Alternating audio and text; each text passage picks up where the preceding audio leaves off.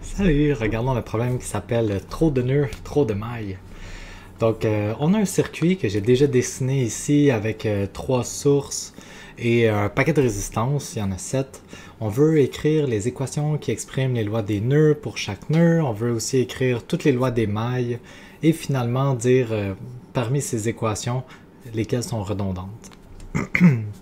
On nous dit qu'on a déjà choisi la direction du courant électrique dans ce circuit. Donc on a dit que le courant I1 allait aller par là, le I2 était aussi vers le haut, et finalement on a choisi que le I3 allait vers le bas. Donc ça, c'est pas les directions réelles des courants, il faudrait connaître les valeurs des différences de potentiel pour les connaître, c'est la devinette qu'on a fait pour commencer le problème.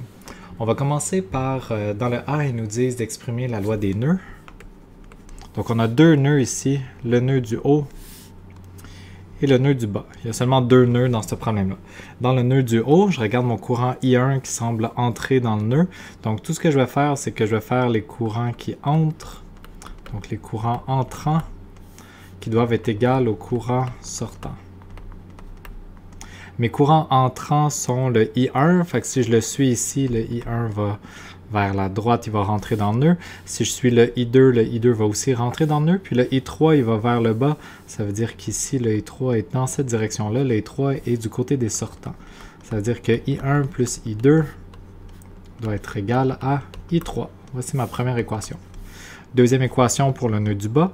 Là, je remarque que le I1 est en train de sortir. Le I2 est en train lui aussi de sortir. Puis le I3 est en train de ici venir rentrer dans mon nœud numéro 3. Donc ici, c'est l'inverse. Pour le nœud du bas, le I3 est un courant entrant, puis le I1 et le I2 sont des courants sortants. Donc maintenant, on y va pour les mailles. Donc commençons avec notre première maille à gauche ici. On peut choisir le sens dans lequel on décide de parcourir la maille. Je vais la parcourir dans ce sens-là. En fait, ici, ils nous disent de faire F, A, B. Bon, avec les petites lettres qui disent, j'ai choisi le bon sens. Allons-y, on peut choisir le point de départ qu'on veut. Tiens, moi je vais commencer ici. Fait que je me balade. Je vais passer à travers des sources, je vais passer à travers des résistances. On va se rappeler les règles à suivre pour les signes quand on passe à travers les résistances. Donc la tension aux bornes d'une résistance vaut toujours... Fait que la différence de potentiel aux bornes de la résistance vaut toujours R fois I. Ici, je commence par passer à travers la résistance numéro 3. Fait que je vais avoir R3. C'est quel courant qui traverse R3? C'est le courant I1 dans toute la branche qui est ici. Donc R3 fois I1. Et finalement, pour décider le signe, ben là, je suis en train de traverser la résistance dans le même sens que le courant. Ça veut dire que la tension est en train de diminuer. J'ai une différence de potentiel négative. Il y a de l'énergie qui est dissipée en descendant la résistance. Ensuite, je passe à travers ma différence de potentiel, fait que je suis en train de parcourir ma borne comme ça. Ici, ça ne dépend pas du tout du sens du courant, je me fous du sens du courant. Ce qui est important, c'est que je suis en train de parcourir la maille en passant de la petite borne à la grande borne, ou de la borne négative à la borne positive. Ça veut dire que je suis en train d'augmenter mon potentiel. J'ai une différence de potentiel positive. C'était ma source de tension numéro 1. Ma résistance R1, je suis aussi en train de descendre la résistance, je la traverse dans le même sens que le courant, donc moins R1 avec le courant I1. Puis je suis aussi en train de traverser ma résistance R2 dans le même sens que le courant, moins R2 I2. Ensuite, là, il me reste à descendre la ligne du milieu. Je passe dans la source numéro 2, de la grande à la petite borne, donc je vais avoir un négatif. Et finalement, là, je traverse la résistance R4 avec le courant I2, puis je traverse la résistance dans le sens inverse du courant. Je suis en train de remonter la résistance. Donc, je mets un plus. Maintenant, j'ai terminé. Je suis revenu à mon point de départ. Donc, somme de toutes ces quantités-là est égale à 0. Je suis rendu à mon équation numéro 3. Ensuite, je fais la maille de droite. Ils nous disent CDEBC. Donc, c'est la maille comme ceci. On va partir, partons du point C, comme ils nous disent, le point C qui se situe ici. Je commence avec ma source numéro 3 positive. Ensuite, je descends la résistance R7, I3. Je descends la résistance 6 aussi. Moins R6, I3. La résistance numéro 4. dans le même sens que le courant. Attention, on est rendu avec le courant numéro 2 dans cette branche-là. J'ai un positif pour ma source numéro 2. Et finalement, ma source numéro 5, encore dans le même sens que le courant, moins R5. Et ça, dans cette branche, je suis revenu avec le courant numéro 3. Somme de toutes ces choses-là égale 0, c'est mon équation 4. Et la dernière équation, c'est la grande maille qui fait le tour au complet.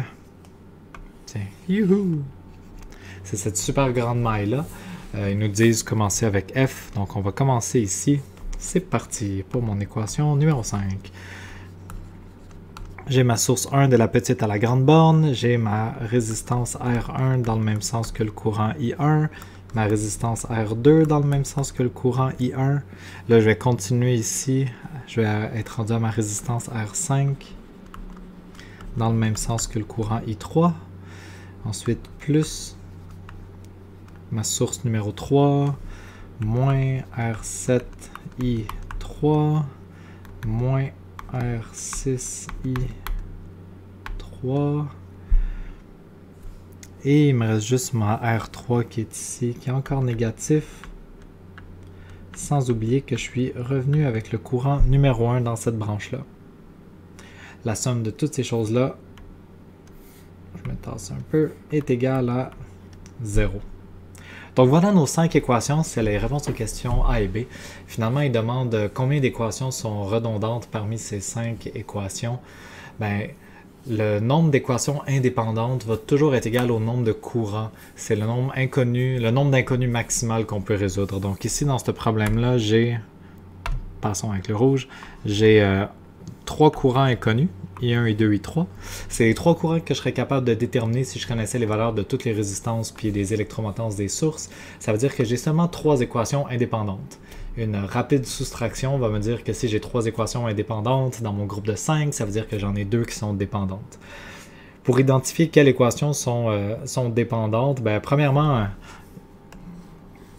ici c'est assez facile de voir pour les lois des nœuds que c'est clairement 2 fois la même équation. Donc j'ai une équation ici qui est dépendante que je pourrais enlever.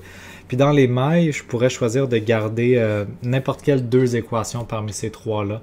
Ma technique que je préfère utiliser, c'est de tout le temps prendre les plus petites mailles possibles et de ne pas prendre comme les très grandes mailles, juste pour m'assurer que je vais en avoir suffisamment.